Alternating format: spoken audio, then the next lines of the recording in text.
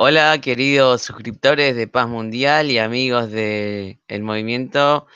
Gracias a todos por estar aquí. Compañeros, los invitamos hoy a escuchar una lectura del libro Daesh, el porvenir de la amenaza yihadista, en su tercera parte. Vamos a leer el tercer capítulo del libro y para ello nos acompaña nuestra amiga y compañera Matilde Petengil desde Georgia, Estados Unidos. Hola Lucas, gracias por invitarme. Aquí un placer compartir la lectura de este libro, que por lo que veo ha captado la atención de algunos suscriptores o no suscriptores. Y doy un saludo pues extensivo a la gente que está en este directo, ya sea escribiendo en el chat o simplemente escuchando, y también a la gente que va a escuchar este programa en diferido. Sí, muchas gracias por venir, Mati. Saludos a los compañeros que están en el chat. Y bueno, disculpen por ahí los minutos que tardamos en salir al aire. Estábamos acá compartiendo los enlaces y avisándole a nuestro compañero Lucas Hassi que comenzamos ya el directo. Bueno, eh, saludos ahí a todos los que están en el otro directo también, que vengan a vernos. Gracias por acompañarnos. Entonces, vamos a ir comenzando la lectura de hoy. Planeamos hacerla de 1 hora y a completar la mitad del capítulo, ¿no, Matilde? Sí, así es. Leeríamos la mitad del capítulo, son 60 páginas del capítulo, leeríamos 30 y bueno, o 22 me decías, Sí, hasta Lobo Solitario. hasta Lobos Solitarios. Bueno, y ya el próximo continuaríamos hasta el final. Sí. Entonces voy compartiendo pantalla y Vamos, tú me indicas cuando ya se vea. Y bueno, sí, ahí está Lucas Assi, si le preguntas cómo se hace para que se vea mi icon, no a sé cómo ver. se dice, ahí abajo no sale. Eh, Ah, pensé que salía. ok, application, share.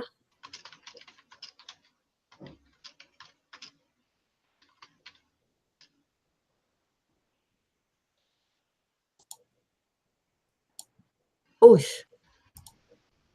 se me escapó todo esto. Ok. A ver, ahí te Y leo. a ver si se me ve en primer plano. Todavía no veo. Ahí te está dando la indicación. Tienes que cambiarlos de Ah, sí. definición. Ah, ok. A ver, me voy a fijar. Ahí ya estoy en primer plano. Muy bien. Listo. Gracias. Entonces, para las personas que se integran por primera vez, voy a leer los nombres de los capítulos de este libro Daesh. El capítulo 1, inevitables disquisiciones terminológicas. Capítulo 2, una criatura con un pedigrí terrorífico. Capítulo 3, que es el que hoy vamos a comenzar, mucho más que un grupo terrorista. Capítulo 4, violencia y más violencia. Capítulo 5, Daesh en España. Y capítulo 6, explorando el futuro inmediato. Y dicho Ah, esto, dime. discúlpame. Sí, Ahí tienen el enlace debajo para escuchar la lectura anterior que hicimos del capítulo 2. Y bueno, luego también pueden buscar la primera parte. También pueden encontrar en la descripción el link para comprar el libro y el Twitter del autor. Y bueno, ahora sí, Matilde, te dejo continuar. listo. Ya se me escucha bien, ¿no? Porque ¿Se te escucha no. bien? ¿Se ve Ok, afuera? listo. Todo perfecto. Ok, todavía un poco novata en esto. Esperemos que salga todo bien. Sí. Capítulo 3. Mucho más que un grupo terrorista. Para llevar a cabo su trastornada ensoñación, Daesh ha puesto en pie un entramado que va mucho más allá del habitual para un mero grupo terrorista. Un objetivo maximalista. Lo que para el resto del mundo puede resultar un puro delirio, para al-Baghdadi y los suyos se plantea como un esfuerzo decidido para lograr la instauración de un califato a escala mundial, regido por la ley islámica en su particular interpretación. Me ayudaría más si pones en mute tu micro, sí, porque escucho el ruido de fondo, sí. Un objetivo maximalista en el que, como resulta natural, dado su común origen, coincide con el que Al-Qaeda lleva propugnando desde su creación. Ambas organizaciones parten de la idea de que, desde la perspectiva del Islam rigorista y salafista que defienden, ninguno de los gobiernos de la región es legítimo. Ambas se sienten legitimadas, por el contrario, para sentar cátedra a la hora de definir cuál es la vía correcta de interpretar la ley islámica y de vivir con arreglo a sus normas. Desde su visionaria plataforma de iluminados, entienden que el Islam ha sido prostituido por lecturas incorrectas a lo largo de la historia, lo que incluye no solo a la minoría chií, sino en realidad a todo aquel que no comulgue con sus ideas, lo que exige un drástico golpe de timón para volver al camino correcto, obviamente el que ellos califiquen como tal. Un camino al que, dados los obstáculos locales e internacionales existentes, solo se puede regresar a través de la violencia contra quienes se opongan a sus designios. Consideran asimismo que, desde la llegada a la independencia de estos territorios, todos los gobiernos de la región han estado en manos equivocadas, tanto por haberse desviado de la estricta observancia de la ley islámica, como por haberse asociado con infieles occidentales interesados únicamente en explotar las riquezas locales en su exclusivo beneficio.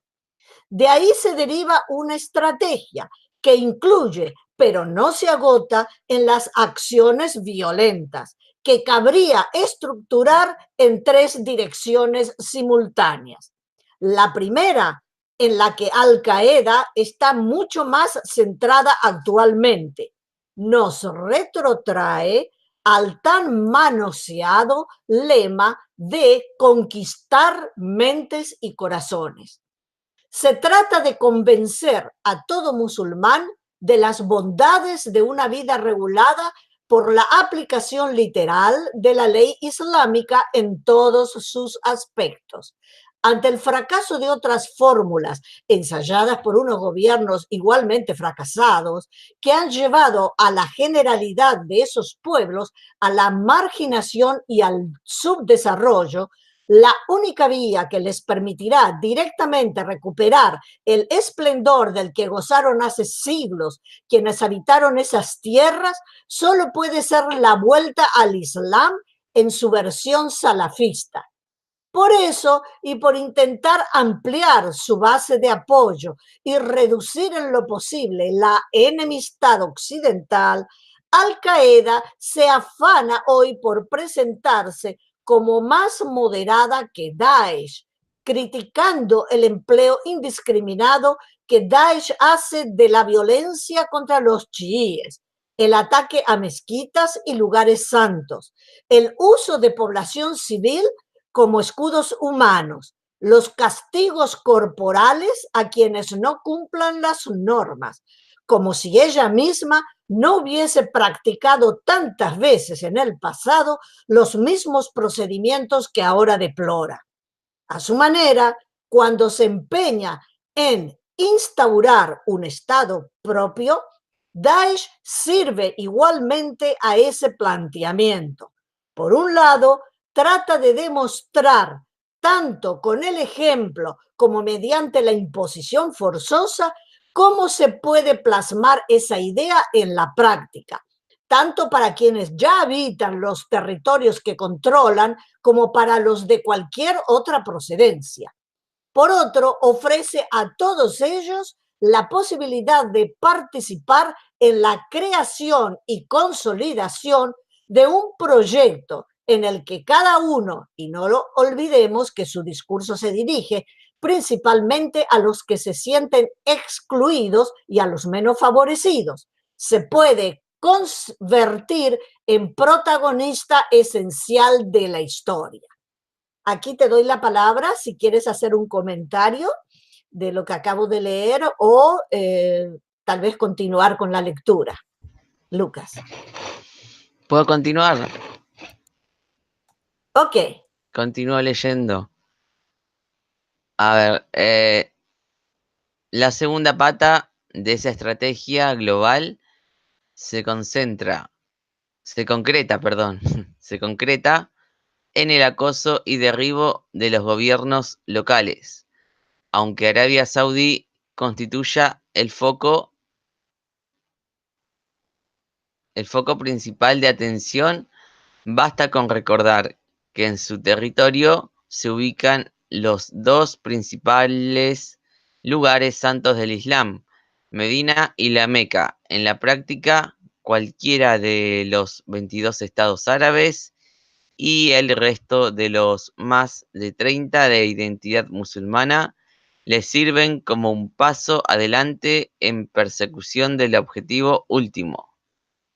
De manera secuencial, se sobreentiende que cada casilla del tablero mundial que caiga en sus manos, sea un Estado nacional, una parte del mismo, sirve como un emirato nuclear provincial, a partir del cual se puede ir expandiendo el control territorial hasta la creación final de un califato, inicialmente en el mundo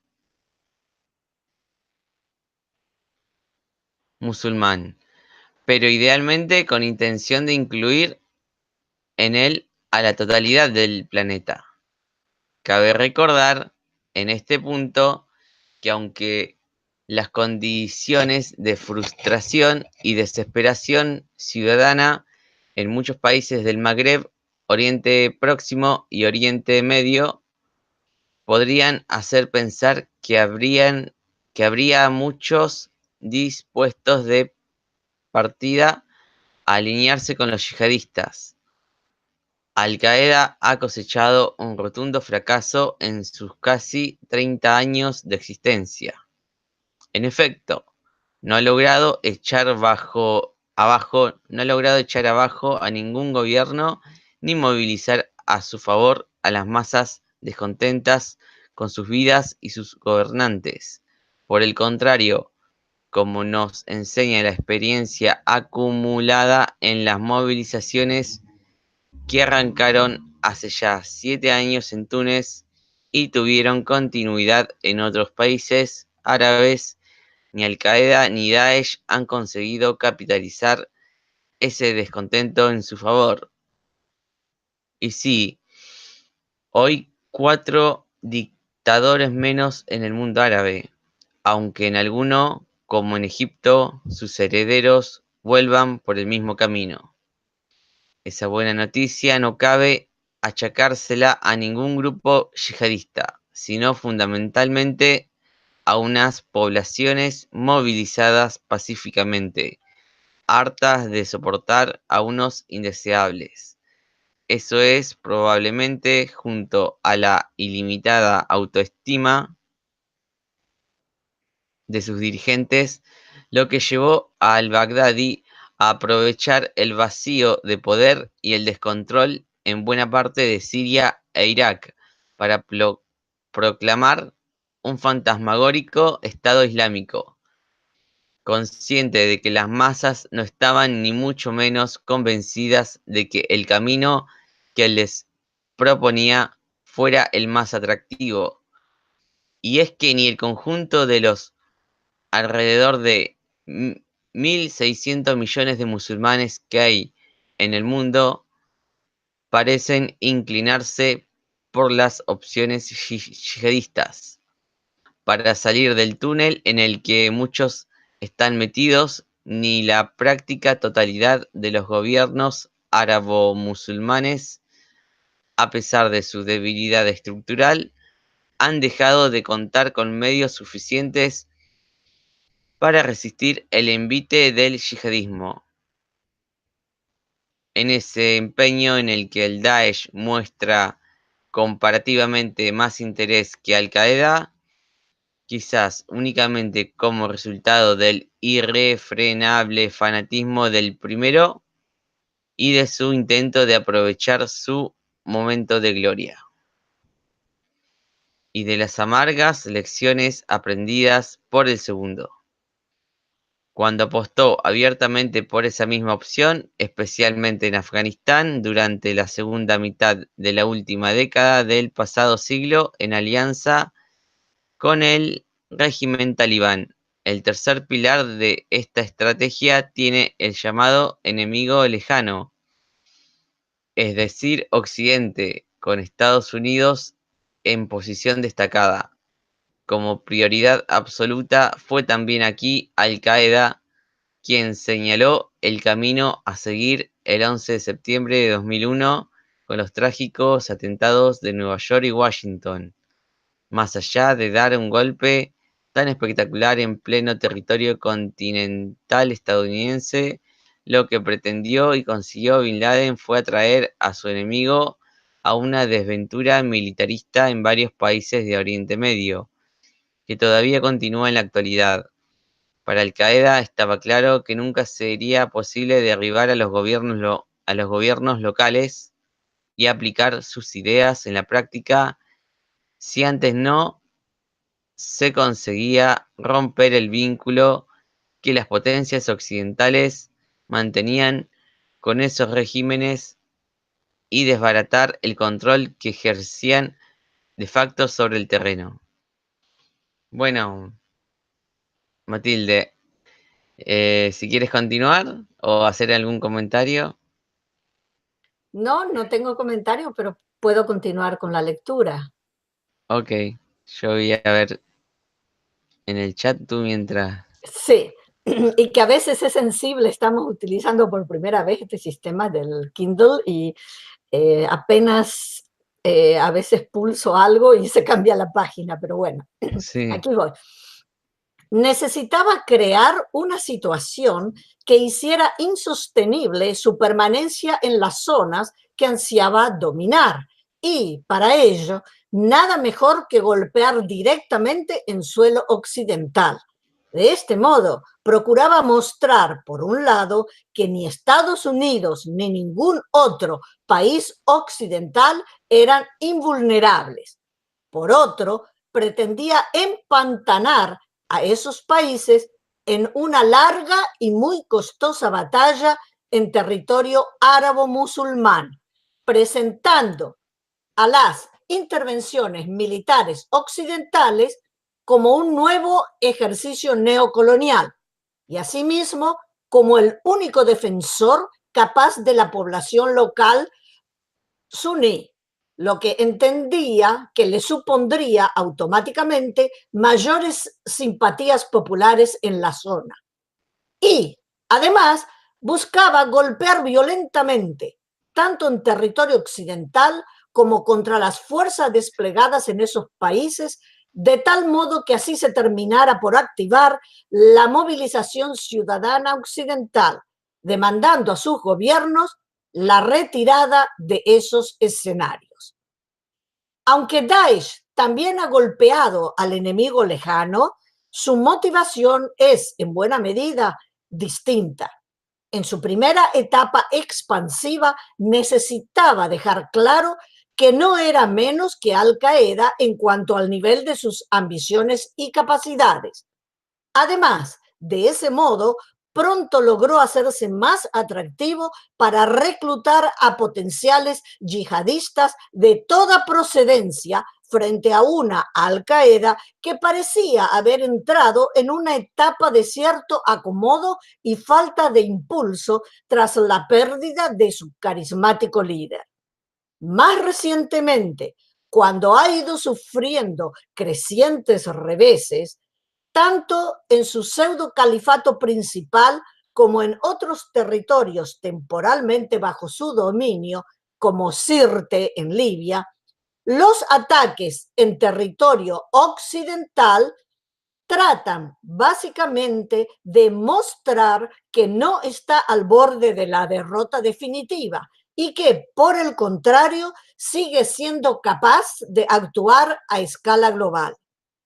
Visto así, se viene abajo de inmediato uno de los clásicos argumentos que se repiten incesantemente en boca de muchos gobernantes y medios de comunicación occidentales, según el cual Daesh busca destruir nuestros valores y principios y nuestro modo de vida.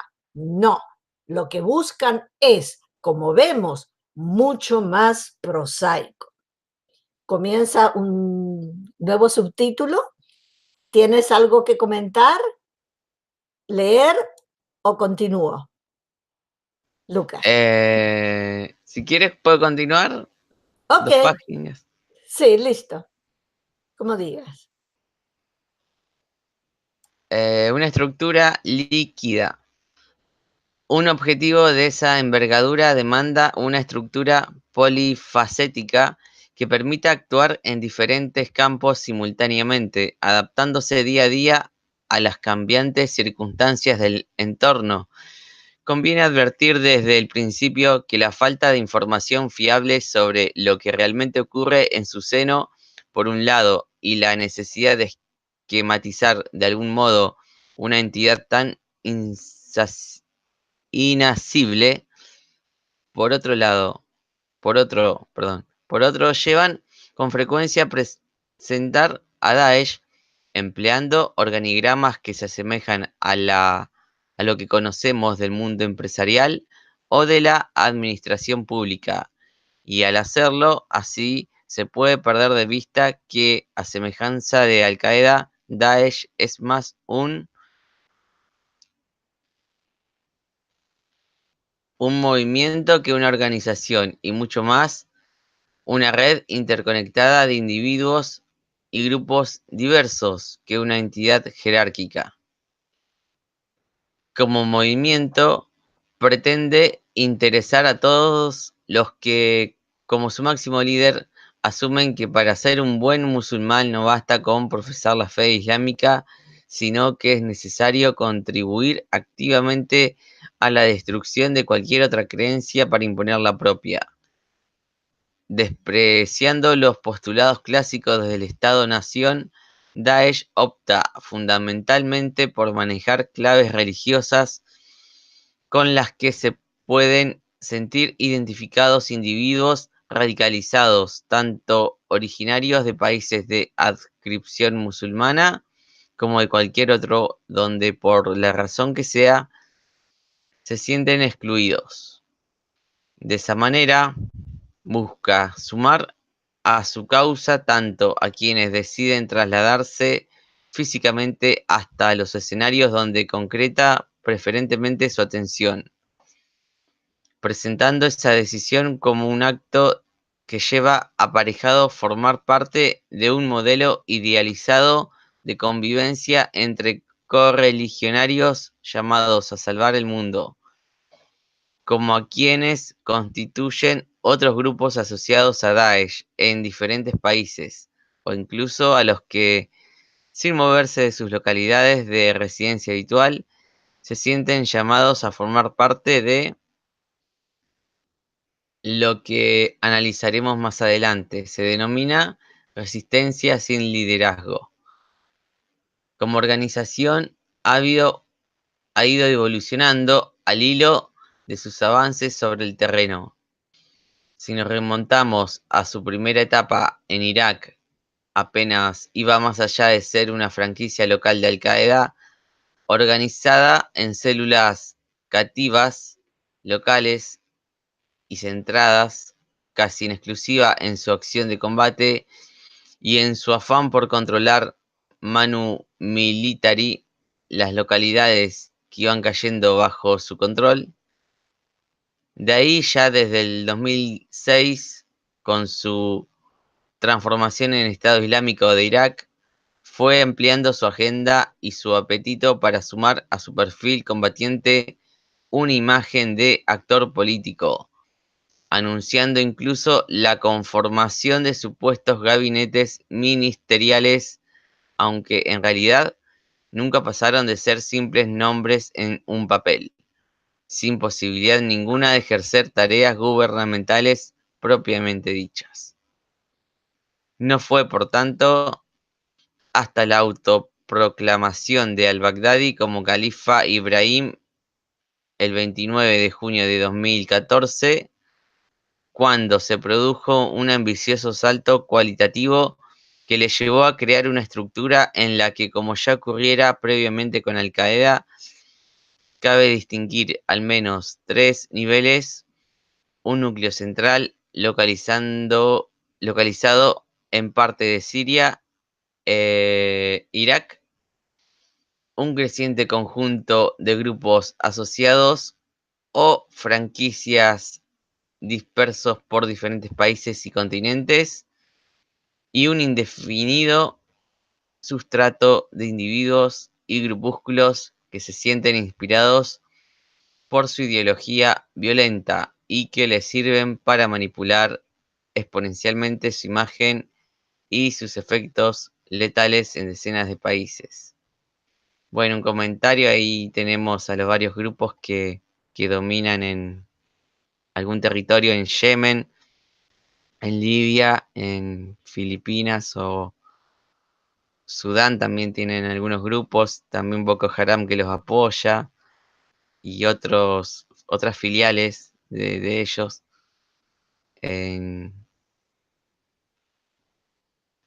Dentro de Egipto también hay algunos lugares del Sinaí que tienen alguna dominación, y así fueron como reclutando también combatientes para la zona de Irak y Siria desde todos esos lugares. Y bueno, si quieres continuar, Matilde, núcleo central. Ok, perdón, ahí voy. Y ahora esta novedad que empezamos la vez pasada de poder ver los numeritos, la información extra que tiene, vamos a ver si puedo hacer hoy. Bien, núcleo central. En la cúspide de la compleja y parcialmente efectiva organización paraestatal yihadista, encontramos a al-Baghdadi. En una primera etapa, contaba con dos principales lugartenientes: Abu Ali al-Ambari para Siria, también conocido como Abu Alá al-Afri, aunque su verdadero nombre era Abdul Rahman Mustafa al-Kaduli. Fue eliminado por las fuerzas especiales estadounidenses el 25 de marzo del 2016. Y Abu Muslim al-Turkmani para Irak. Era igualmente conocido con los nombres de Aji Mutaz o Abu Mutaz, aunque su verdadera identidad era Fadel Ahmed Abdullah al-Hijali. Fue eliminado el 15 de agosto del 2015 por un dron armado estadounidense. A los que sucedió Ayad Jamil al-Humaili, muerto el día 1 de abril del 2017 como resultado de un ataque aéreo de la aviación iraquí en una localidad cercana a la frontera con Siria. Todos ellos están auxiliados por un reducido grupo de consejeros que, en su conjunto, han tratado desesperadamente de sostener el empeño de un pseudo califato que ya desde su arranque tenía las horas contadas. A su alrededor se ubican hasta una decena de consejos centrados en diferentes tareas y que actúan en paralelo a la estructura de departamentos ministeriales o diván, que, a semejanza de un verdadero Estado, han ido creando desde entonces. Más allá de las discrepancias de detalle que presentan los numerosos modelos elaborados por fuentes muy diversas sobre este asunto, cabe entender que en sus pilares básicos, Daesh se estructura para su funcionamiento en un consejo de la Sharia, un consejo de la Shura, un consejo militar, un consejo de seguridad, un consejo mediático, un consejo de economía, un consejo de inteligencia, un consejo de apoyo a los combatientes, un consejo judicial y un consejo provincial. Este es un esquema que se repite con pequeñas modificaciones a nivel global, con el califa Ibrahim al frente. Provincial, con un gobernador o vali al frente de cada una de las 9 provincias o vilayas de Siria y 7 de Irak en su poder en el momento del establecimiento del pseudo califato. Y local, en cada uno de los distritos en los que se conforma cada vilaya. A modo de ejemplo, sobre los más destacados, en su nivel superior, el Consejo de la Sharia, compuesto por 6 miembros sometidos a la autoridad directa de al-Baghdadi, se encarga de ajustar todo el pensamiento y las acciones de Daesh a su versión extrema de la ley islámica. De él depende en la práctica la policía religiosa, integrada en el Divan al-Hizba, que en Mosul optó por establecer su oficina central en plena iglesia católica caldea de al-Mauna, Madre del Perpetuo Socorro, en el barrio al-Dawasa. Este último no solo se encarga de mantener los estrictos códigos de vestimenta de la población civil y asegurar el cumplimiento de los preceptos religiosos que imponen sus dirigentes, sino también de perseguir a los que especulan con los precios de los bienes básicos y asegurar la recolección de la zakat.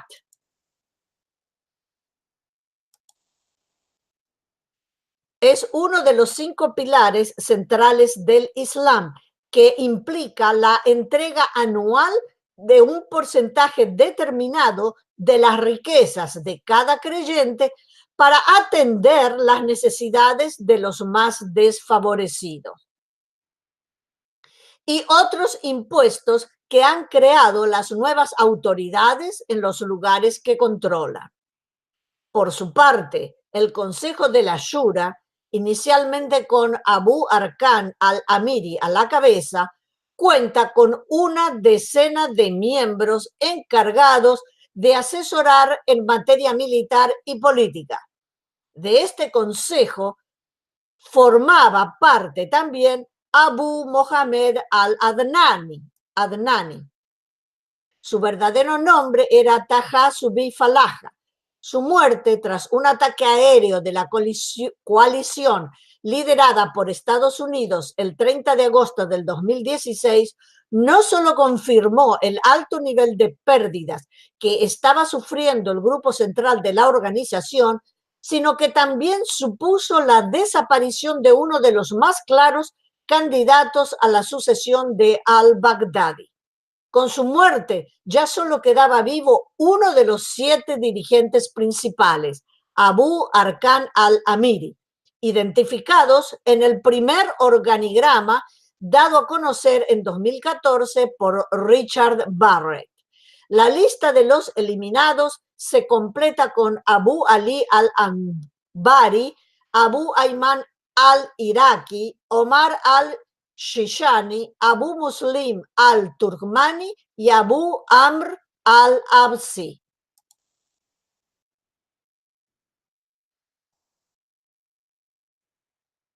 que llegó a ser el cerebro, el portavoz, el emir para Siria y el encargado de las operaciones en el exterior, al frente de la Unidad Especial de Inteligencia, EMI. ¿Quieres hacer algún comentario o continúo yo o tú la lectura, Lucas? Sí, puedo continuar y hacer Ok. algún comentario sobre lo que parece aquí al-Baghdadi. En esas fechas habían reportado algunos medios que había muerto. Bueno, todos vimos que en el video que salió se comprueba que no ha muerto todavía. Y bueno, continúo. En cuanto, ahí quedaste. En cuanto a los ministerios, la nota 12, ¿me puedes leer o mostrar? Pero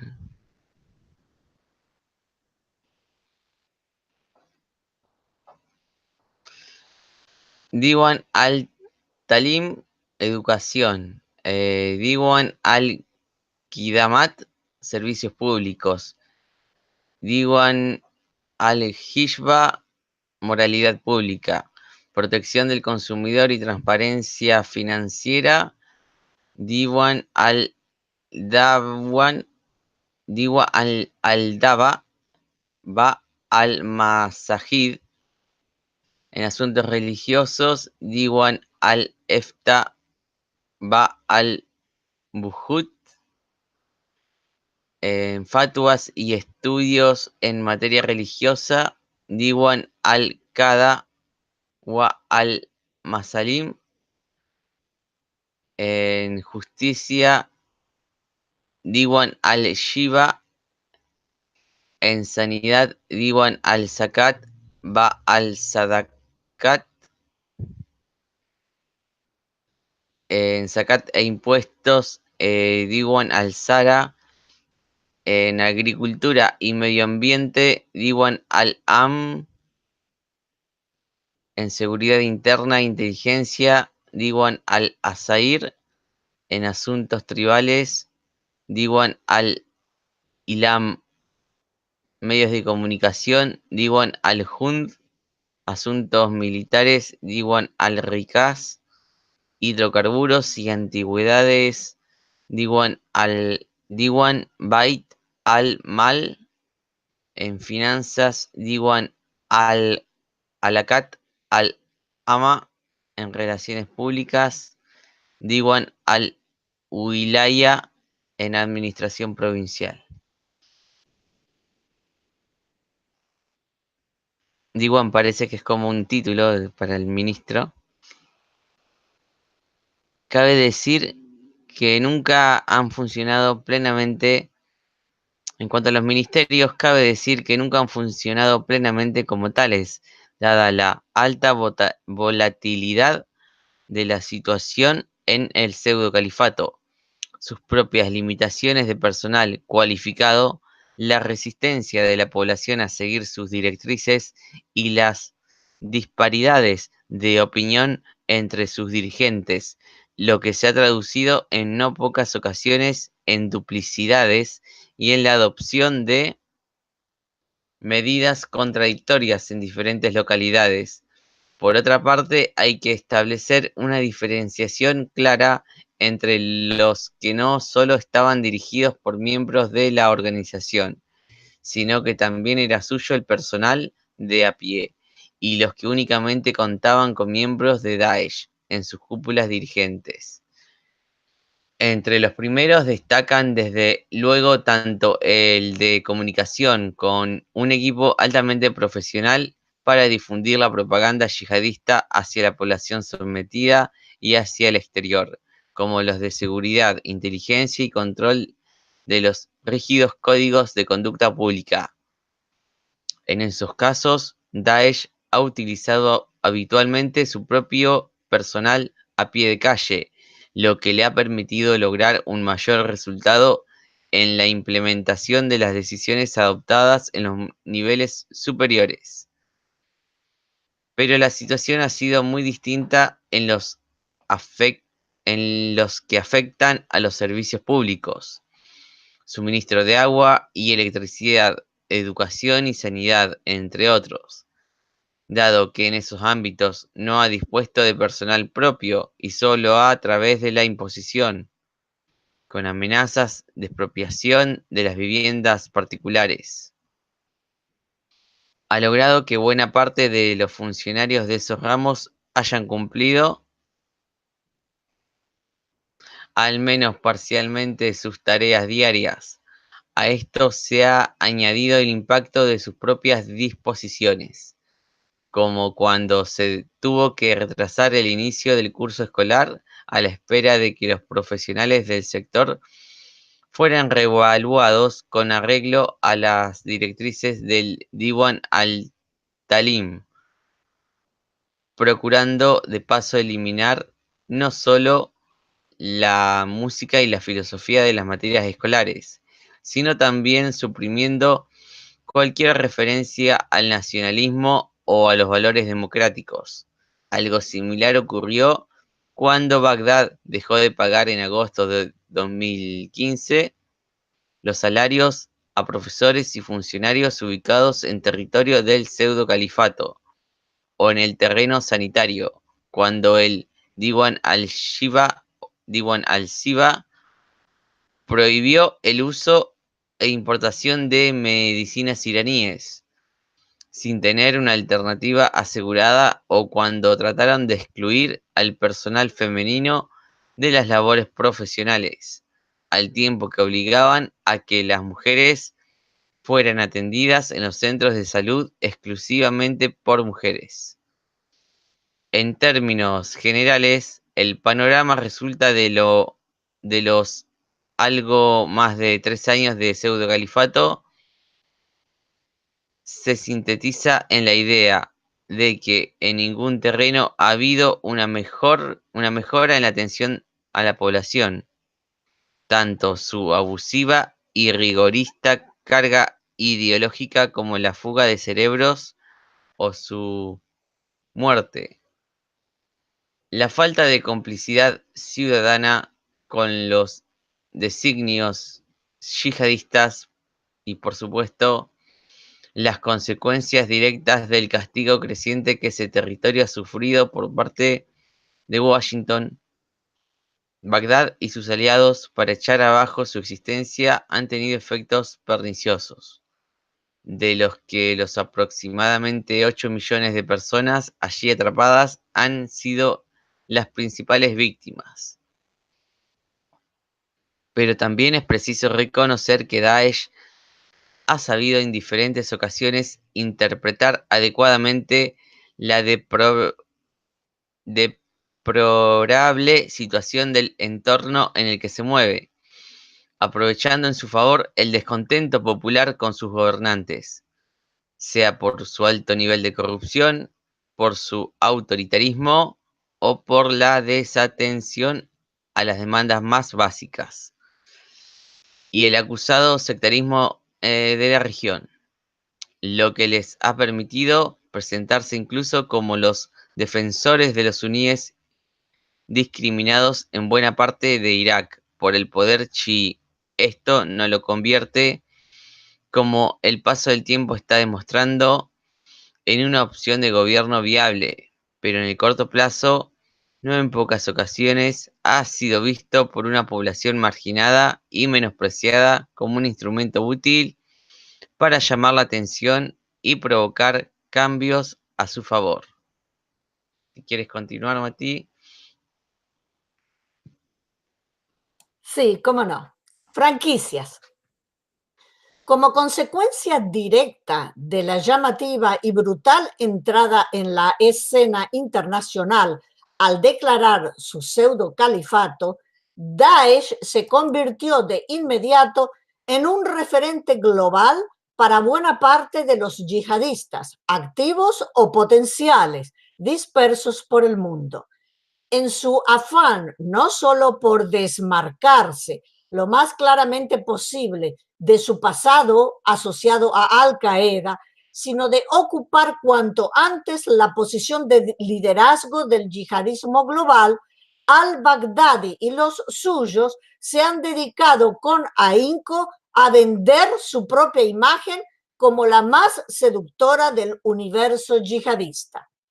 Así, frente a una Al-Qaeda que parecía anquilosada, Daesh se presenta como un grupo que decía estar ganando batallas, conquistando territorio de manera imparable y recibiendo una atención planetaria indiscutible. Y eso le permitió convertirse ya en el mismo año 2014 en la marca más atractiva para todo potencial simpatizante, financiador o combatiente yihadista. Como consecuencia, muy pronto comenzó a visibilizarse un fenómeno de irrupción de grupos que se apresuraron a declarar su lealtad a al-Baghdadi, convirtiéndose, por así decirlo, en parte de la familia. En una secuencia desenfrenada en sus primeros momentos, muy pronto se llegó a hablar de unos 30 grupos afiliados o asociados formalmente a Daesh, y en torno a una docena más de otros que estaban en proceso de dar ese mismo paso. Entre los más destacados, cabe citar a los siguientes. No cabe negar que esa corriente de afiliación se ha producido y que todavía está en marcha, pero también es necesario tomar en consideración que no estamos tanto ante un proceso de incremento del número de grupos yihadistas como ante una serie de escisiones de grupos preexistentes o de simple cambio de lealtades a favor de Daesh por parte de grupos que hasta ese momento formaban parte de la estructura ampliada de Al-Qaeda o actuaban en solitario. En esencia, se trata mucho más de una fragmentación del yihadismo en el marco de una competencia directa entre Al-Qaeda y Daesh por ser reconocida como la entidad de referencia, que de un aumento neto de sus efectivos. Entre las razones que han llevado a muchos grupos a cambiar de lealtad, destaca sobre todo el intento por asociarse simplemente a un referente que entienden que les facilitará la siempre ardua labor de lograr simpatizantes, apoyos financieros y combatientes. Ante el riesgo de quedarse marginado en esos terrenos por su menor capacidad para lograrlo en solitario o manteniendo su asociación con una Al-Qaeda que parece en horas bajas. Muchos han optado por arrimarse a una bandera que, al menos momentáneamente, entienden que les puede resultar más provechosa para sus propios fines. Dado que, como ya se ha señalado, la organización no responde a criterios jerárquicos muy estrictos fuera de su núcleo central, sería equivocado suponer que franquicias como Vilayat al-Sudán al-Garbi, nombre actual del antiguo Boko Haram nigeriano, tienen hoy una mayor capacidad operativa por el simple hecho de cambiar su nombre y sentirse parte del entramado de Daesh. Más allá de algunos indicios sobre reuniones conjuntas o comunicaciones entre algunos dirigentes, no estamos ante una multinacional del terror plenamente integrada, en la que se producen continuamente transferencias de armas o de combatientes para reforzar una u otra de sus partes, aplicando un modus operandi ensayado repetidamente. Aquí hago pausa si tienes comentario o si quieres continuar la lectura, Lucas. Bueno, puedo continuar. Ok.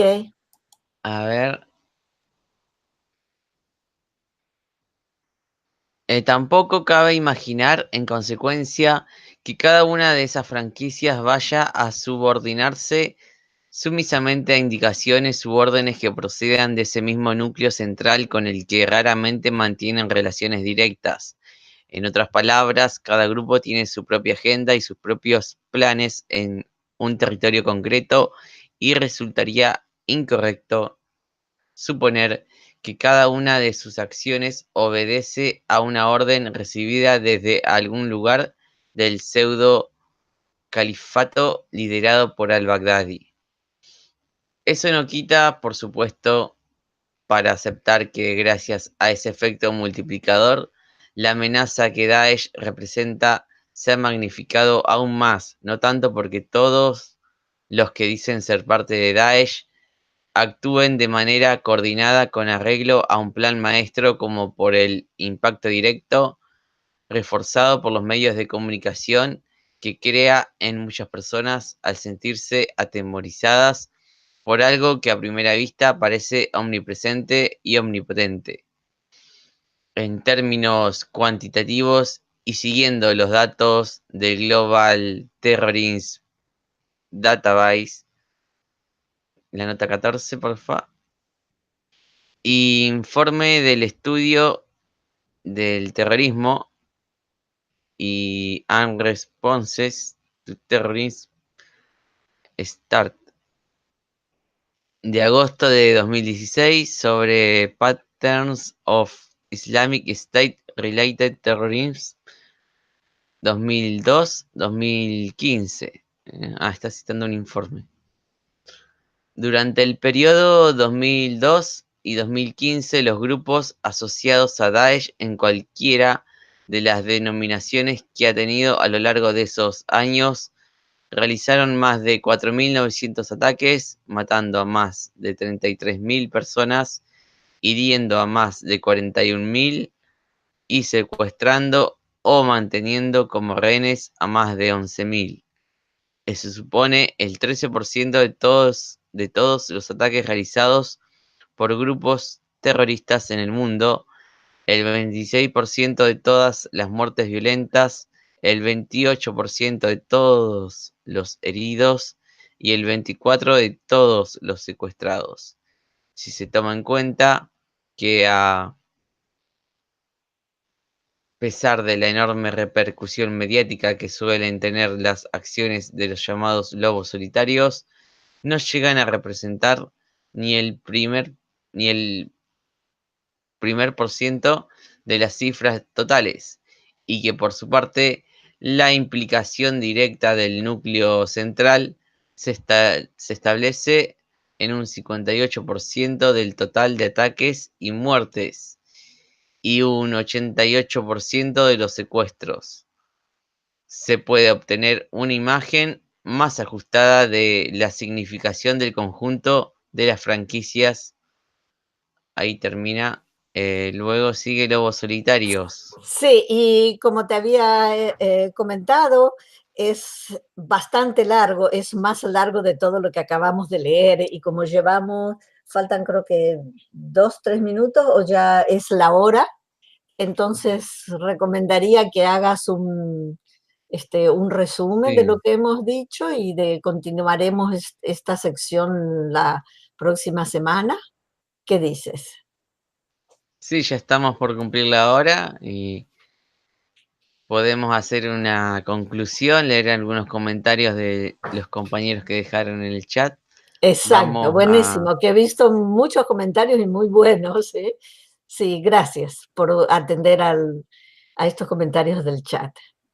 Te doy la palabra. hacer una conclusión. Podemos decir que ahí nos relata el autor las diferentes filiales como Boko Haram, otros grupos que en eso tiene toda la razón. Muchos de ellos siguen su propia agenda en los lugares donde están, no tienen un mandato directo de los las autoridades que tenían, digamos, en Siria, en Irak, más hoy en día que está destrozado allí el ISIS, eh, desterrado, digamos, de los territorios de esos países. Y también, bueno, fue interesante leer la composición de los ministerios que tenían ellos y, y todo esto que han armado en estos países. ¿Qué más comentar? Sí, bueno, los pobladores de allí a veces han preferido tener este nefasto gobierno del Daesh que a corto plazo a algunas les daban algunos beneficios, por ejemplo, a los combatientes o algunos que podrían ejercer alguna autoridad sobre los que tenían subyugados.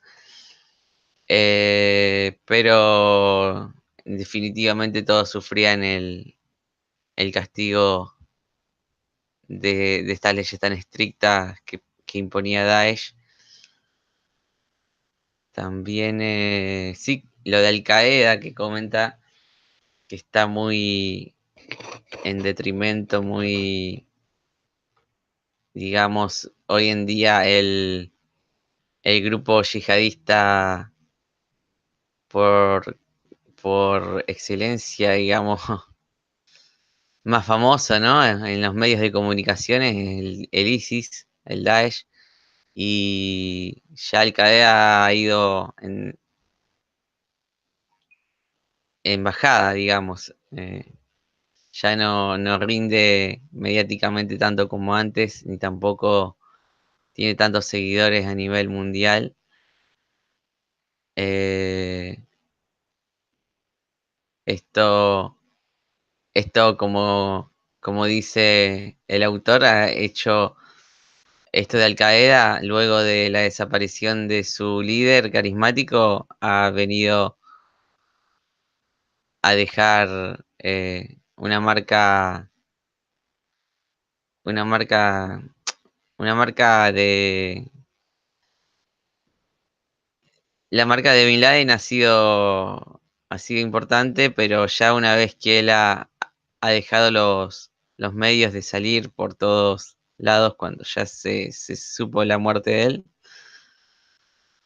tuvo que recurrir a algunos grupos como los que gobernaban allí en Irak, que respondían a él o a Al Qaeda, a, a reorganizarse y realizar otra filial que en algún momento respondió a Al Qaeda y luego se transformó en esto que se llamó ISIS o Daesh, y ya al día de hoy están completamente separadas. Allí vemos incluso en Siria, como hemos reportado en los informes de los sábados, que la filial de Al Qaeda en Siria, el Al-Nusra, persigue a los combatientes de Daesh y tienen sus combates, sus atentados entre ellos.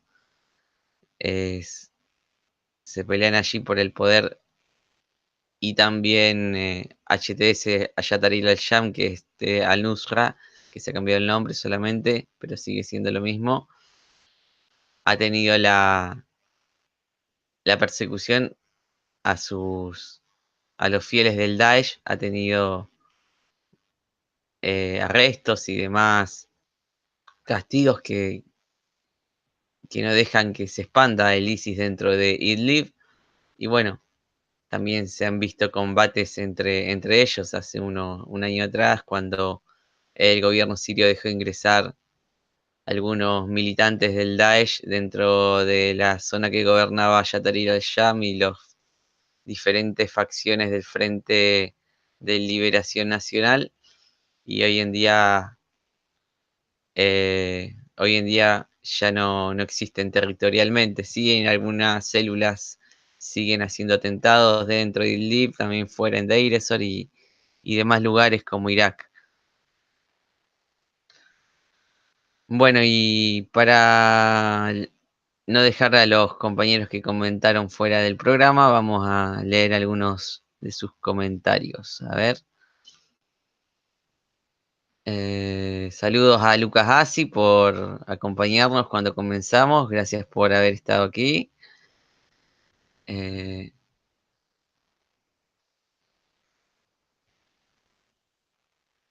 Vamos a saludar primero a los que comentaron. A señor Crespo, Juan Ramón Araujo. Saludos ahí a Canal Panamá UFO de Panamá. Claudia Aguirre también. Saludos a ella. A Cintia Arredondo. Muy buenas tardes. A Moutedog también un fuerte saludo. Bueno.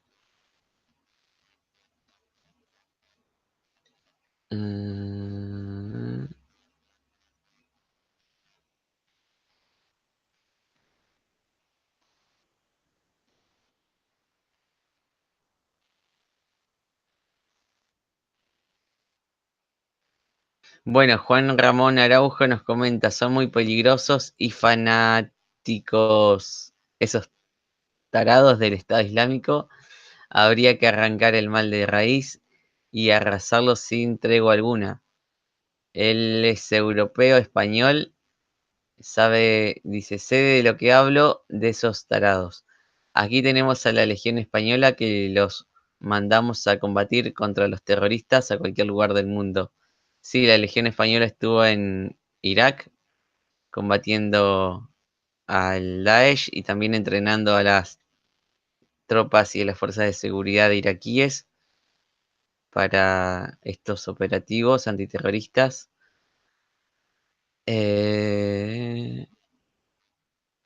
Lucas Hassi comentó, son las mismas tácticas que usaba el terrorismo sionista para presionar a la creación de Israel. Israel quiere más estados serviles que dividan a sus enemigos para ganar poder en Medio Oriente. Recuerden que para todas las regiones el Mesías reinará desde Jerusalén al mundo. Bueno, nos da las gracias por hacer el video. Sí tiene, en eso tiene algo de razón, sino mucha, el compañero. Ahí lo vemos con el Kurdistán iraquí que apoya a Israel. También alguna sección del SDF en Siria, las Fuerzas Democráticas Sirias, tienen alguna simpatía por el Estado de Israel. Y en algunas hemos visto que también los financian o los ayudan con armas, sobre todo al Irak. Eh, Algunos informes hay sobre eso.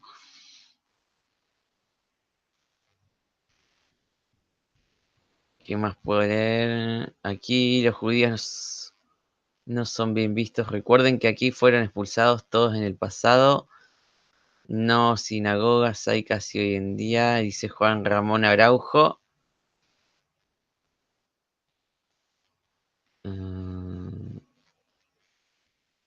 Sobre ISIS dice, los terroristas de ISIS le tienen verdadero pánico a las mujeres soldados peshmerga, pues ellos en sus creencias de enfermitos, tarados, creen que si son abatidos en combate por una mujer. Juan Ramón Araujo también nos comenta, no cuenta como martirio y no irán a su paraíso imaginario. Aquí ya detuvimos a muchos de ellos y nuestra policía también tiene ametrallados a unos cuantos después de los atentados aquí en su país, España. Sí, esto de las luchadoras kurdas Peshmerga o de Siria, del IPG, el IPJ, mejor dicho, el IPJ, las mujeres que combaten al Daesh, ahí tuvieron una fuerte participación en la última ofensiva en el este del Éufrates, en la región de Bagús. Y sí, esto tiene verdad de que los del Daesh no querían ser muertos por alguna mujer combatiente. y buscaban tratar eso, de evitarlo. Bueno, Matilde, entonces ya hemos cumplido con la lectura de hoy, llevamos 1 hora. Sí, muchísimas Parece. gracias, Lucas, sí, y gracias nuevamente a todos los presentes y gracias por, bueno, aquí puso Mogu the Dog, Paz Mundial, aquí está tu fiel servidor Mogu. Ok, gracias sí a todos y antes de darte la palabra me despido nuevamente, encantada de haber participado en esta lectura del libro contigo, que tú fuiste el que elegiste y recomendaste y estamos presentando en forma exclusiva aquí en el canal de Paz Mundial, gracias a Lucas Asi. Y bueno, gracias a todos por su presencia en este programa y mucha luz y mucha paz. Te doy la palabra, Sí, Lucas, de conclusión. sí. También ahí a señor Crefo me gustó mucho su comentario, dijo, me prendí de la segunda parte, es un tema muy interesante, sí, es muy interesante e importante lo que va relatando el libro. Si no viste la primera parte, ahí la tienes guardada en la lista de reproducción, que la voy a buscar para pasarla luego. La voy a dejar también en la descripción.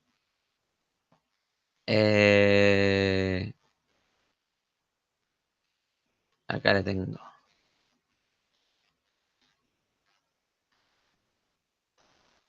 Bueno, muchas gracias a todos los compañeros, amigos, suscriptores del canal. También saludos a los que lo verán en mi canal Denuncia el Nuevo Orden Mundial, que será subido en unas horas. Eh, y bueno, Matilde, también a ti agradecido por la compañía y por la lectura De que, nada. que siempre hacemos. Así que bueno, podríamos quedar para el martes o jueves, veremos en la semana. Ok, en primera instancia el martes, porque veo que tiene a veces sus horarios comprometidos, Lucas, así que con tiempo tendrías que tal vez revisar con él qué día quedaría mejor, pero la hora sí, esta hora me viene muy bien a mí, a ti, y bueno, la hora sería la misma, sería cuestión de confirmar si serán día martes. Ujú. Bueno, entonces, compañeros, los dejo. Muchas gracias por el seguimiento y la atención. Será hasta el martes una nueva lectura sobre este libro. Saludos a todos y hasta luego.